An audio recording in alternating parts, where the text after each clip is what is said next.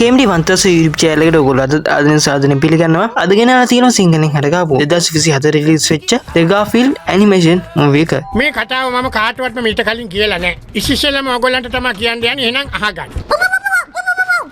ඕනි මේ කටහන් ඉන්න මම මේක බලා ගන්නම්. ඒ කියන්නේ අපිට මේ රේඩියෝ හෙඩ්සෙට් වගේ දේවල් දෙන්නේ නැද්ද වැඩේට?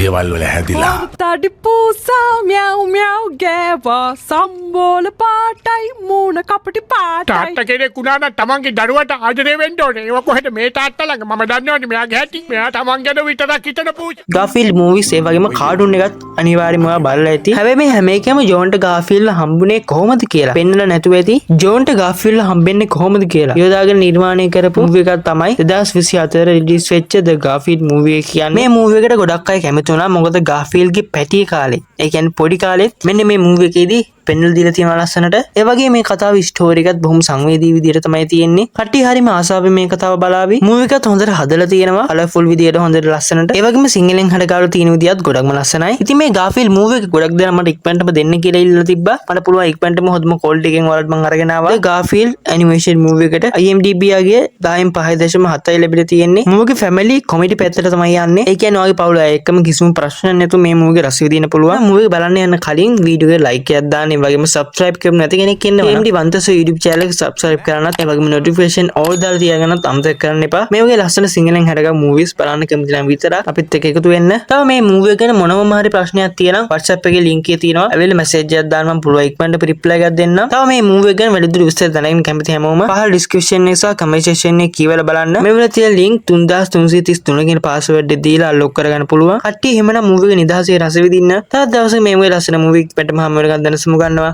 මේ KMD වන්තස YouTube channel එක ගිහින් යනම් හැමෝම දින් ඉන්න.